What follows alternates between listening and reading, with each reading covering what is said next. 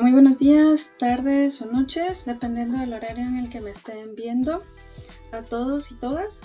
Mi nombre es Saray Granados, soy médico general y estoy estudiando la especialización en epidemiología en la Universidad de San Carlos y voy a estar a cargo de la capacitación de epidemiología básica que van a tener. Primeramente, les agradezco que hayan dado una respuesta positiva a esta capacitación. Eso demuestra interés sobre las distintas gestiones y problemas de salud que vivimos mientras ejercemos la profesión sanitaria o en casos donde no se tiene contacto con paciente directamente, problemas específicamente administrativos con temas relacionados a salud que finalmente nos involucran a todos.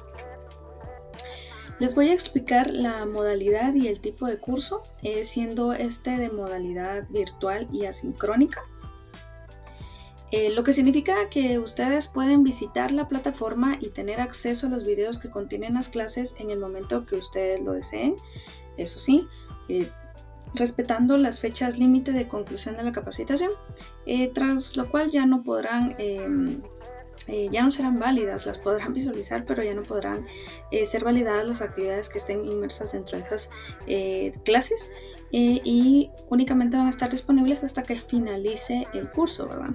Si es la primera vez que ustedes realizan un curso de este tipo y se sienten ligeramente perdidos o perdidas, pues no hay ningún problema, eso es completamente normal y pues voy a tratar de ser concisa y brindarles herramientas para que disfruten estas actividades.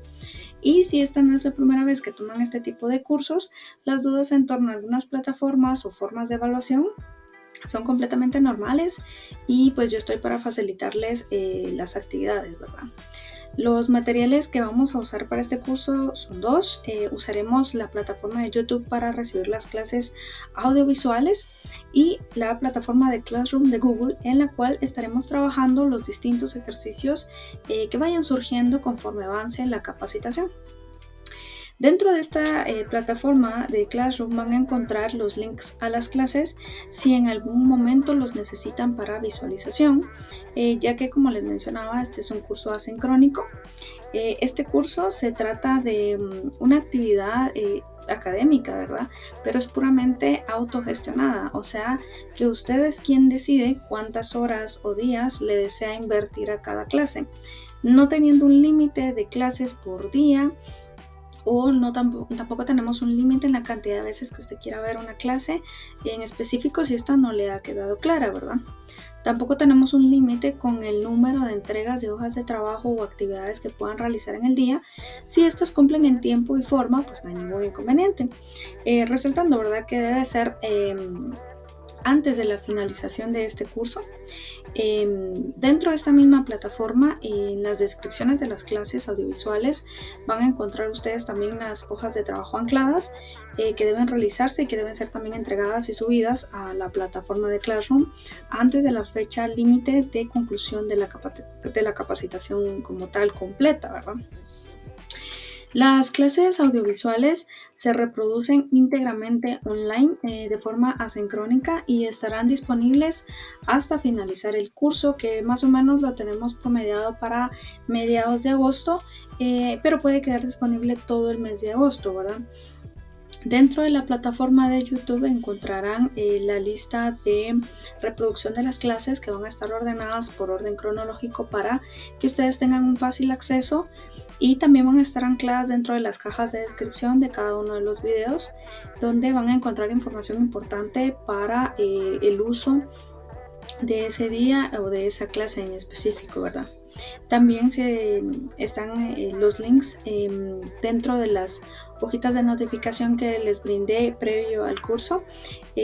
También van anclados los dos links, tanto el de la lista de reproducción como el de Classroom, ¿verdad? Si surgieran en algún momento dudas durante cada clase o mientras usted realiza alguna actividad en su hoja de trabajo, puede dejarme un comentario bajo la clase en la plataforma de YouTube o en el ejercicio de su interés que vaya a estar colgado dentro de la plataforma de Classroom con la duda o con el problema en específico. En las clases audiovisuales, si esta pregunta o el comentario se realiza durante el estreno de esta clase, la respuesta la voy a estar dando durante el estreno de la misma, ¿verdad? Ahora, si estamos fuera del tiempo del estreno, de preferencia vamos a resolver esas dudas dentro de la plataforma de Classroom para que no haya pérdida de información. Y si por alguna razón no pudiera ser solucionada por un medio digital, pues también pueden ustedes solicitarme una tutoría, ya sea presencial o por esta modalidad, para la resolución de la misma, ¿verdad? En un horario y en un día que sean convenientes tanto para usted como para mi persona. Al inicio del curso se le estará solicitando que sea llenado un pretest, el cual va a estar habilitado en tiempo real el estreno de esta clase audiovisual sin ninguna puntuación. Es una prueba diagnóstica sobre el tema. Por favor, le encargo mucho que no olvide realizarla, pues me va a ofrecer un panorama al finalizar el curso para saber si usted adquiere mayores conocimientos en torno a epidemiología, y al finalizar la capacitación también tenemos de forma obligatoria y por términos evaluatorios la realización de un examen final o de un post-test para obtener su diploma de participación, que va a ser avalado por la Universidad de San Carlos de Guatemala y la División de Ciencias de la Salud. El link del pretest para que puedan acceder fácilmente va a estar colgado en la cajita de descripción de este video y también en la plataforma de Classroom, para que en cualquiera de las dos plataformas puedan tener acceso. Nuevamente, ¿verdad? Les hago la recomendación que puedan realizarlo previo al inicio de las clases del curso para poder hacer una valoración del conocimiento con el que cuenta al momento sobre epidemiología. Y pues recuerda también que no tiene valor, ¿verdad? Estas son pruebas únicamente por razón orientativa y diagnóstica, y serán de utilidad al finalizar el curso y valorar los conocimientos que se adquieran con la capacitación. Este pretest solo debe ser realizado en una sola ocasión. No necesitamos que se realice más veces para que sea validado. Le voy a brindar los distintos objetivos que tiene este curso básico. El principal o el objetivo general es capacitar a los distintos profesionales en la salud o personal que trabaja de la mano con profesionales sanitarios en el curso adecuado a la información para la toma de decisiones en la resolución efectiva de los problemas de salud que afectan a la población guatemalteca. Específicos tenemos 3. Primero, fortalecer la vigilancia en salud pública a nivel local, en nuestro caso pues a nivel institucional. Desarrollar competencias en la detección, investigación y control de brotes. Y tercero, promover la evaluación de programas de intervención para la prevención y control de enfermedades. Nuestro curso se compone de 4 módulos, los cuales se estarán brindando desde el día de hoy, 26 de junio, hasta completar las 16 horas que más o menos se proyecta a mediados de agosto. Los módulos son 4, como les mencionaba. El primero es conceptos básicos en epidemiología, el segundo es indicadores de salud, el tercero es vigilancia epidemiológica y el cuarto es análisis de datos. Como ya les mencionaba, el curso se compone de 16 horas, las cuales debemos cumplir. Asimismo, recordarles la importancia de realizar su pretest y su posttest para adquirir su diploma de participación. Nuestro primer módulo que estaremos desglosando, que es el de conceptos básicos en epidemiología, se compone de la introducción al curso, que es lo que estamos brindando en este momento, la epidemiología y sus orígenes, que es el tema que vamos a abordar después, desafíos en la epidemiología y el panorama nacional, y también vamos a tener información internacional, que es la clase siguiente, conceptos básicos de epidemiología y usos y aplicaciones de epidemiología. Concluimos la introducción al curso y daremos inicio a introducirles en la epidemiología y sus orígenes. ¿Cuáles son los orígenes de la epidemiología? La epidemiología tiene su origen en la idea expresada por primera vez hace más de 2000 años por Hipócrates, de que los factores ambientales influían en que aparecieran enfermedades. Sin embargo, no es sino hasta el siglo XIX que se empezó a hacer un poco más frecuente la medición de la distribución de la enfermedad en grupos determinados de la población. Las investigaciones de esa época no solo marcaron el comienzo formal de la epidemiología, sino que también constituyeron algunos de sus logros más importantes en las ramas de salud. Para poder hablar de epidemiología es de vital importancia mencionar al Dr. John Snow y la relación directa que tiene este con el nacimiento de la epidemiología. El Dr. Snow nació en 1813 y falleció en 1858.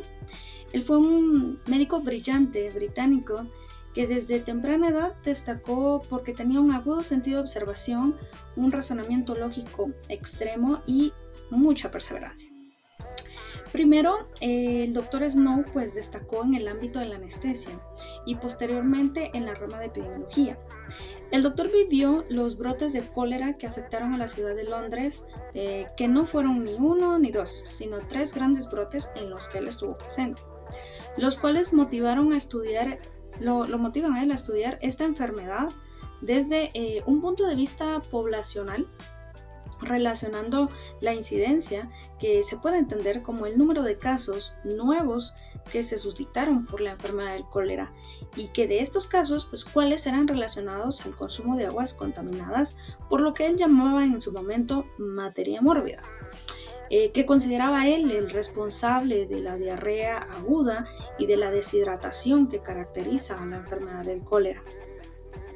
En una forma, por llamarlo de alguna manera valiente, Snow se opuso a las teorías que estaban vigentes en su momento, en su época, y esto conllevó a que sacrificara su prestigio como médico, porque cuando quieres tú ser pionero en algún tema, pues normalmente hay muchos en contra, obviamente debido a la formación de esos profesionales en su momento y que tampoco analizaron el tema como lo analizó el Dr. Snow y pues creían que él no tenía fundamento, pues lo que él proponía, ¿verdad?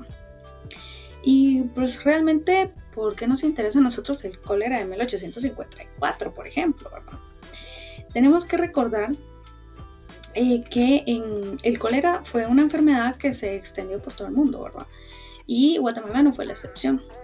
Aquí tenemos unos recortes de periódico que nos muestra el periódico de esa época, donde indican medidas preventivas o qué podemos hacer para evitar contagiarnos de cólera. Este es un recorte de Prensa Libre del año 1991, donde indican que el río Motagua está contaminado y específicamente dice en letras pequeñas arriba cólera, ¿verdad? Y también abajo, alarmante, el subtítulo que más de 1 millón de personas están en peligro. Otro recorte de periódico de la ciudad de Quetzaltenango, donde también es del año de 1991, y nos indican que suspenden Feria de Independencia, suspendieron actividades. ¿Por qué? Porque no tenemos una buena prevención contra el cólera. Y por último, otro recorte de periódico de la época, donde indica que Salud Pública en Guatemala fue un desastre frente a la prevención y contención del cólera.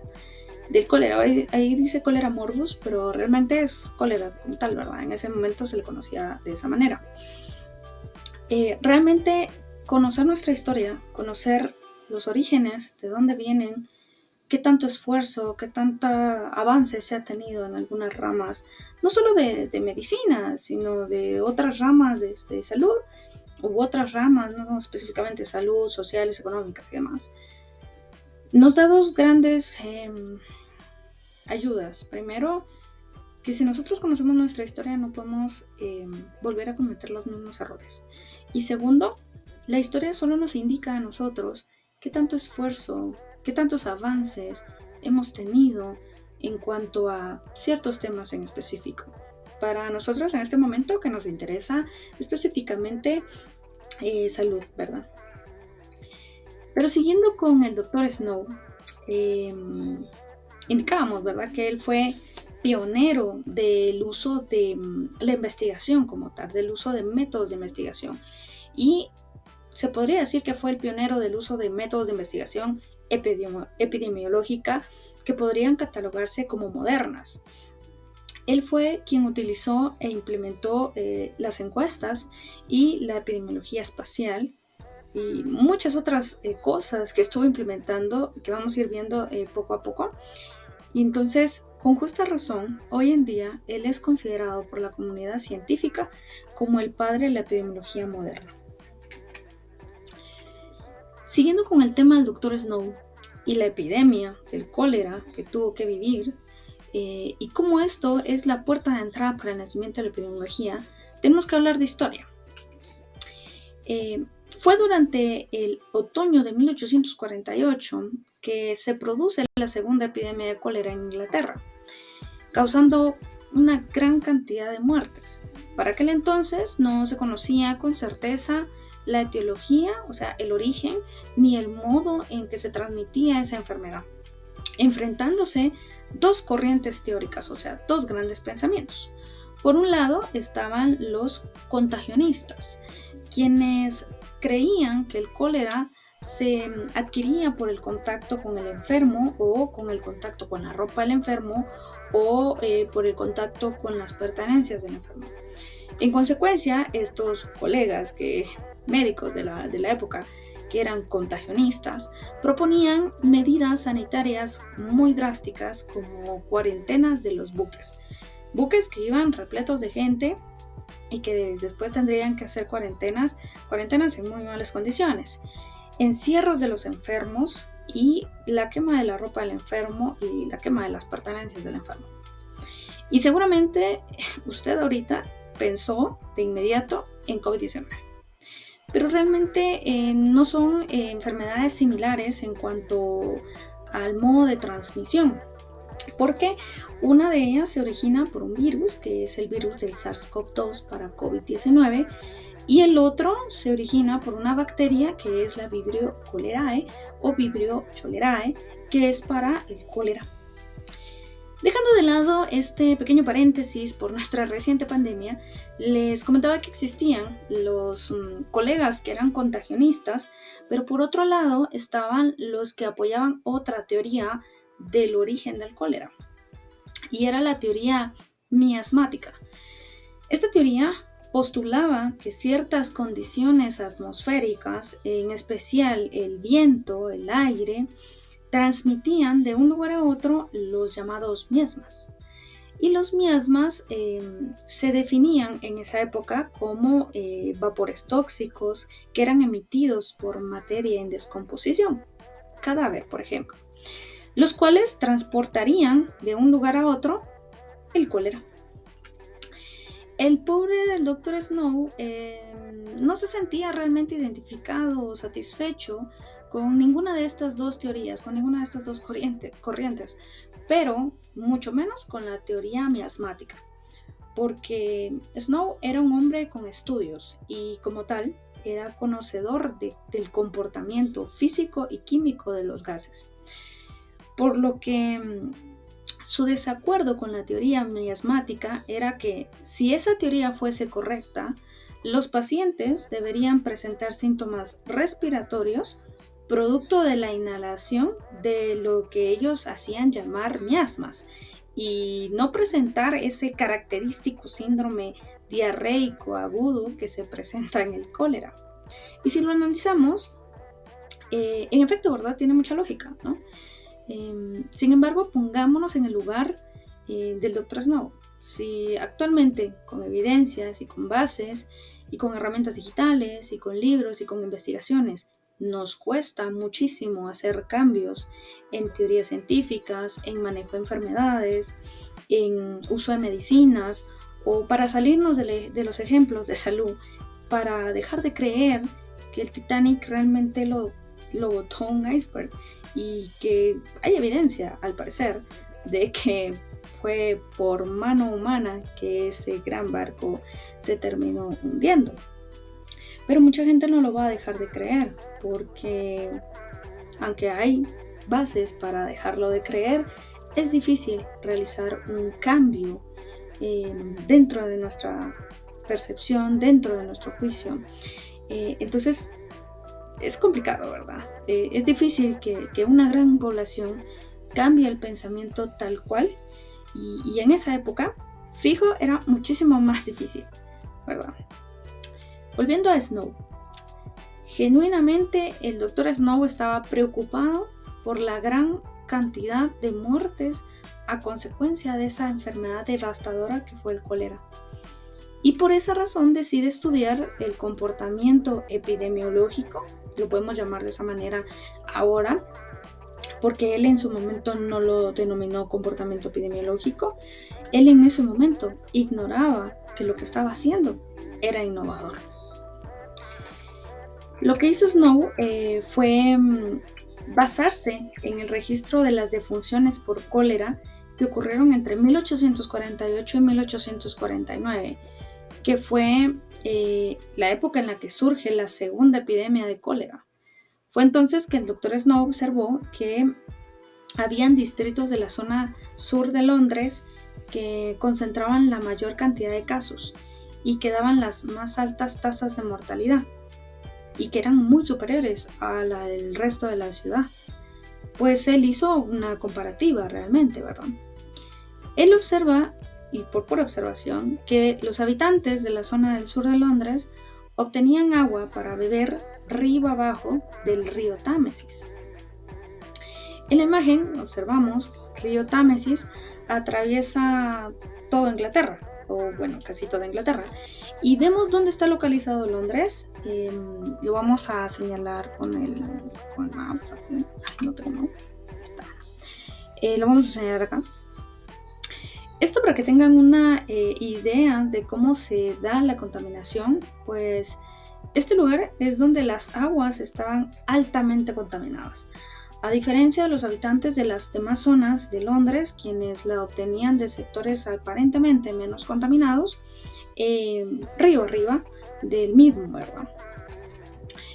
Con estos antecedentes en mente, el Dr. Snow postula en 1849 una innovadora hipótesis, sosteniendo que el cólera se transmitía mediante una ingestión de lo que él llamaría materia mórbida, y que él consideraba que era invisible a los ojos humanos, porque recordemos, ¿verdad?, que el microscopio no fue un descubrimiento real y de uso extenso, sino a partir del siglo XVI, pasando desde Girolamo, ¿verdad?, con esas llamadas semillas invisibles que causaban enfermedades, hasta el gran Anthony van Leeuwenhoek, que estudiamos todos en biología, que en 1967 hace el descubrimiento de estos microorganismos mediante un microscopio súper rústico. Y estamos hablando casi de 100 años después de nuestro pobre Dr. Snow. Todo esto fue dado muchísimo después del descubrimiento de la epidemiología de Snow. Y estas dos van ancladas una de otra. Entonces, Snow consideraba que la materia mórbida que él denominaba debía actuar a nivel de los intestinos y que eso producía un síndrome diarreico agudo con una deshidratación severa, y esto tan solo por presunción, ¿verdad? No tenía como que bases amplias como para poder dar la opinión, pero por presunción llegó a esa conclusión. Esta llamada materia mórbida debía reproducirse y eliminarse, según lo que él pensaba, a través de las deposiciones, o sea, de las heces fecales, las cuales pues finalmente terminaban en el agua del río Támesis, porque recordemos que era 1800 y cero pensamiento de conservación del medio ambiente y cero adecuada disposición de excretas, y aunque han pasado más de 200 años, aún hay áreas donde no tenemos buena disposición de excretas o donde no tenemos la adquisición de agua segura para la población. En fin, la gente al beber el agua contaminada que extraían del río, tomaban esa materia mórbida y cerraban así un círculo de contagio. Con todo esto, Snow publica su hipótesis en un artículo titulado On the Mode of Communication of Cholera, que se publica en 1849. Sin embargo, su teoría no tuvo tanta aceptación entre sus colegas, por el contrario, ¿verdad? Fue duramente criticado en diversas oportunidades. La comunidad médica mantenía firme su creencia, especialmente relacionada con la teoría miasmática.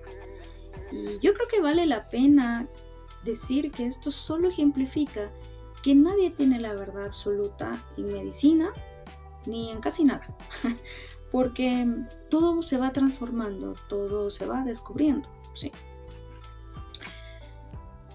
Podría considerarse que lo que le sucedió con las epidemias al doctor Snow, con la epidemia del cólera en Londres y su presencia dentro de Londres, añadido a la gran sed de investigación, tuvo como bien formar un experimento natural a gran escala, porque aunque falló en que se le tomara en serio en la epidemia de 1848 y 1849, volvió a tener otra oportunidad de reivindicación, pues en la ciudad de Londres se enfrentó a una tercera epidemia de cólera en los años de 1853 y 1854, y para aquel entonces los habitantes de ciertos distritos del sur de la ciudad seguían extrayendo agua directamente de pequeños afluentes del río Támesis, o bien la obtenían a partir de numerosas bombas de agua de uso público, que estaban abastecidas por dos compañías específicas llamadas Southwark and Vauxhall Water Company y Lambeth Water Company. Pese a tener ya dos compañías de servicios, las gestiones de desechos pues, no habían tomado un auge y los desechos humanos pues eran vertidos en improvisadas alcantarillas o directamente al río. En una época de escasa noción de higiene ambiental, pues que ya hemos mencionado, ¿verdad? Durante la epidemia del cólera de 1848 a 1849, ambas compañías extraían el agua de sectores contaminados del río Támesis. Vamos a marcarlo acá para que lo puedan ver. Presentaban similar número de muertes en los distritos que estaban abastecidos por una y por otra compañía. Sin embargo, fue en 1853 que la compañía de Lambeth decide trasladar sus instalaciones río arriba hacia un lugar de aguas consideradas más limpias, mientras que la compañía de Southwark mantuvo sus instalaciones en su lugar original. Al tomar este conocimiento del traslado, el Dr. Snow se dio cuenta de que estaba frente a un experimento que se dio de forma natural, a través de la cual podría él demostrar su hipótesis finalmente. Resumiendo el trabajo del Dr. Snow, está esta tabla con los cuales se ven los resultados de la investigación del Dr. Snow, que fue publicado en 1855. Aquí se demuestra que la tasa de mortalidad por cólera en hogares abastecidos por la compañía de Southwark era 8,5 veces mayor a la de los hogares abastecidos por la compañía de Lambeth. Y aquí ya Snow tenía una parte de la guerra contra el cólera ganada. Sin embargo, mientras realizaba su investigación, el Dr. Snow tuvo que parar, interrumpirla, porque surgió un brote epidémico cerca del lugar donde él trabajaba, y esto se transformó en la oportunidad perfecta de agregar un sustrato empírico, o sea, hechos basados en experiencia y en observaciones para su teoría. La interrupción que tuvo que hacer el Dr. Snow en el estudio de las compañías en Londres fue más o menos a principios de septiembre de 1854, ya que en un pequeño sector de Londres llamado Golden Square se volvió escenario de un brote epidémico de cólera de una inusual intensidad, costando la vida a más de 500 personas en tan solo 10 días. Y para suerte de Snow, pues él era vecino de esta área y él sabía que la mayoría de los residentes del sector sacaban el agua a partir de una bomba que era de uso público que se ubicaba en Broadway Street. Snow fue fiel a su hipótesis inicial y volvió a plantear que el severo brote de cólera en el Golden Square se debía a la ingesta de agua contaminada proveniente de esta bomba y se propuso firmemente en demostrarlo. Para ello, tomó muestras de agua de la bomba de Broad Street, que está ubicado en el mapa, y de otras 4 bombas que están aledañas en el mapa. comparando su aspecto macroscópico y microscópico. Esto sí, a grosso modo, ¿verdad? Porque no tenía la tecnología ni la herramienta tan avanzada para su momento, porque pues les comentaba, ¿verdad? Que casi 100 años después se da el microscopio rústico. Pero, con sus deficiencias técnicas, el Dr. Snow encuentra que el agua de la bomba de Broad Street tenía un aspecto más claro que las demás. Sin embargo, también los vecinos del sector le informan al doctor que el día anterior sus aguas habían presentado un mal olor. Esto le genera una duda. Entonces registró los nombres y direcciones de aproximadamente 83 personas fallecidas en el área a causa de cólera. Perdón. Basándose en sus certificados de defunción. Y visitó algunas de las casas de estas personas preguntándole a la gente que vivía con ellos por el origen del agua que habían bebido. Rápidamente confirma que la mayoría de los pobladores se abastecían del agua que extraían de la bomba de Broad Street.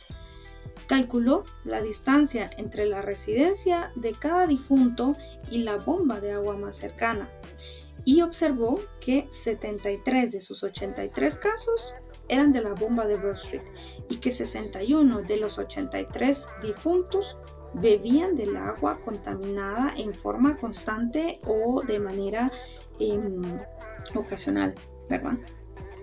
Acá, Snow, sin darse cuenta, nos empieza a cimentar la epidemiología porque investiga, recolecta datos, acude al lugar, determina los tiempos, el espacio, la persona, el evento y concluye la razón de ese evento.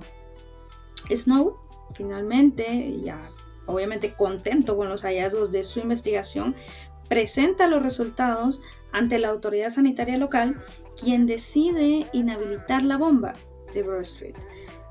Quita la palanca de la bomba y obviamente la inhabilitación de la bomba fue una medida altamente impopular entre los habitantes del sector, quienes pues realmente no comprendían el sentido de la misma, ¿verdad?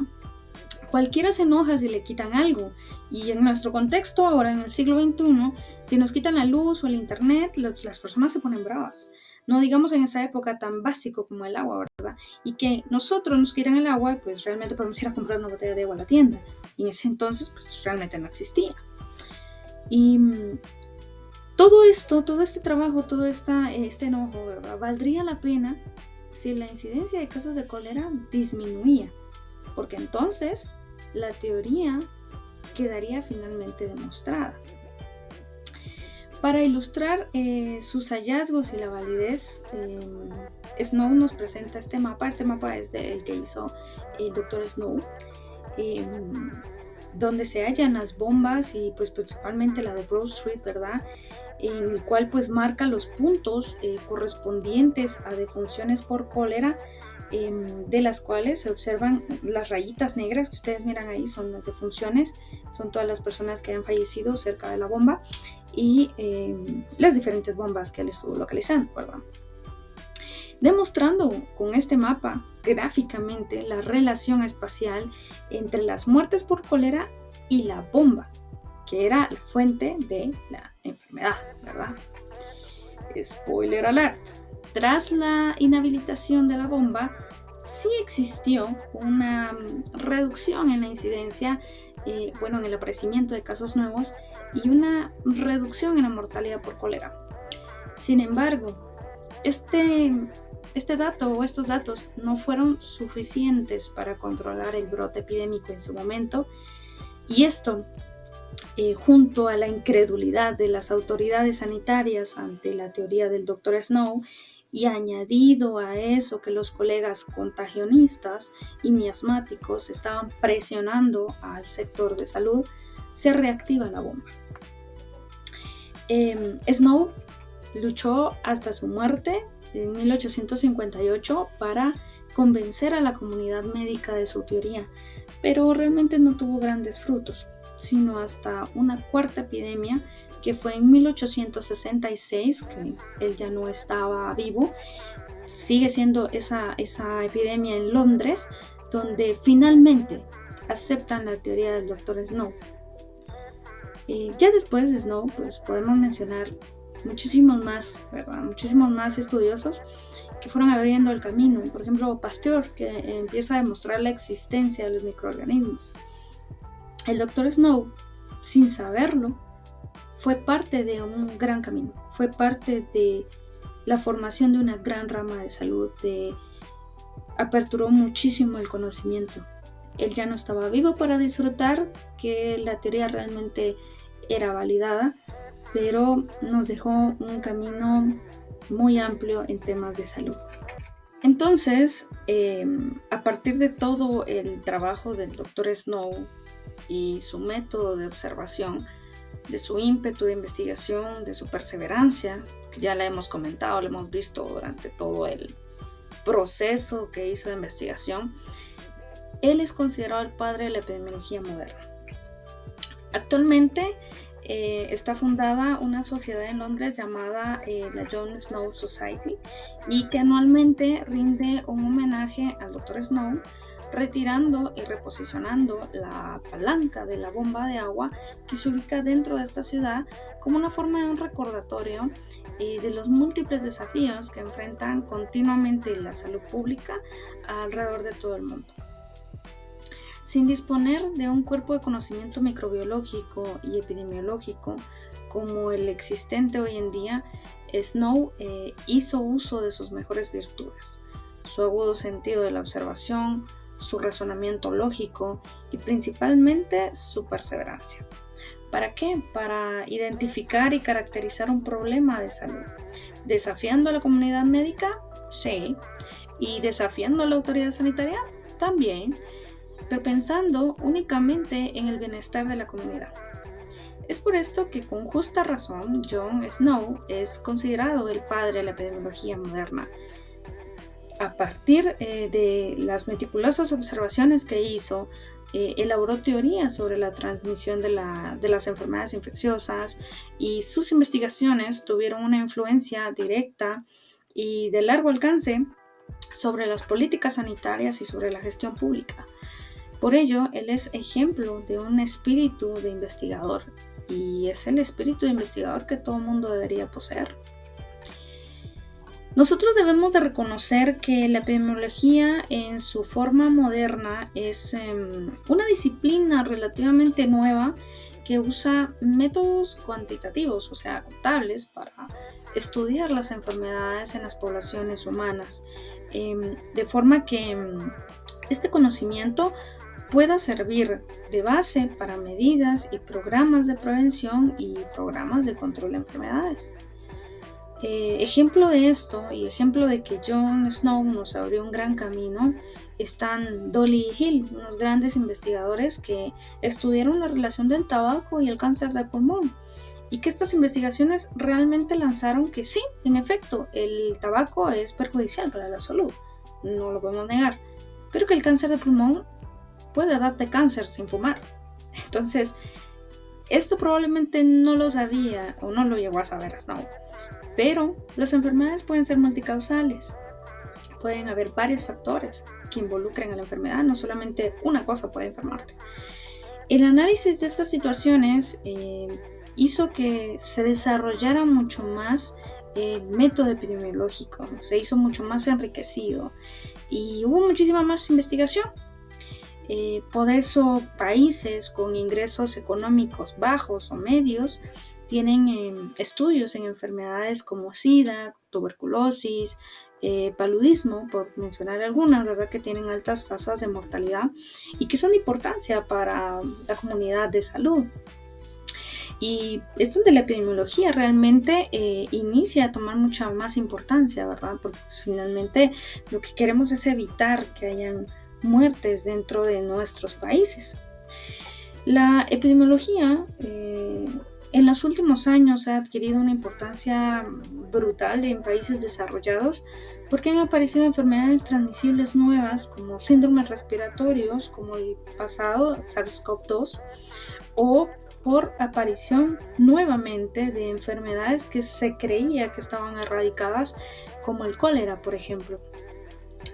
Entonces, la epidemiología ha ido evolucionando mucho en las últimas décadas y lo crucial ahora es investigar y actuar sobre los determinantes sociales de la salud y la enfermedad, que en su mayor parte van mucho más allá del sector de salud. Y lo vamos a ir checando a lo largo de este tema y a lo largo del curso, ¿verdad? Que epidemiología es mucho más que salud. La epidemiología ha tenido diversidad de logros y de guerras ganadas ante brotes, pandemias, epidemias, ¿verdad? Para ello, hablemos de la viruela. La erradicación mundial de la viruela ha contribuido en gran medida a la salud y el bienestar de millones de personas, sobre todo en muchos países que son pobres. La viruela ilustra tanto los logros como las frustraciones de la salud pública moderna. A finales del siglo XVIII se demostró que la vacuna confería protección contra la viruela, pero tuvieron que pasar 200 años hasta que realmente los beneficios de este descubrimiento fueran aceptados y que fueran aplicados a todo el mundo. Durante muchos años, la OMS trató de coordinar campañas activas de eliminación de la viruela. La epidemiología desempeñó un papel crucial en esta campaña. Primero, por obtener información sobre la distribución de los casos de viruela, el modelo, los mecanismos y los niveles de transmisión de la enfermedad, localizando geográficamente los brotes de la enfermedad y evaluando medidas de control para esta enfermedad. Cuando en 1967 la OMS propone un plan de erradicación de la viruela en 10 años, se producían anualmente en 31 países entre 10 y 15 millones de casos nuevos de esta enfermedad, con un aproximado de 2 millones de muertes. Para 1967 y 1976 tuvo lugar una reducción rapidísima del número de países que informaban de casos de viruela. En 1976 ya solo se registraron casos en 2 países y el último caso de viruela que apareció de forma natural se registró en 1977, ¿verdad? En una mujer. La viruela fue declarada erradicada el 8 de mayo de 1980 y el éxito de este programa fue contribuido a factores tales como compromiso político mundial, tener un objetivo definido, tener un calendario preciso, tener personal bien entrenado y tener una estrategia flexible. Además, pues la enfermedad tenía y tiene muchas características que lo hacen eliminable, por utilizar alguna palabra. Y en su momento se dispuso de una vacuna que era efectiva, ¿verdad? Porque es una de las vacunas termoestable mejor conocidas. Fue en 1979 que la OMS ya contaba con vacunas suficientes para casi 200 millones de personas. Esas reservas se fueron reduciendo posteriormente, ¿verdad? Hasta quedar un aproximado de 2 millones de dosis. La preocupación real y reciente por la posibilidad del uso de la viruela como un arma biológica ha hecho que la OMS tire alertas y que continúe manteniendo y asegurando que existan esas reservas de vacunas.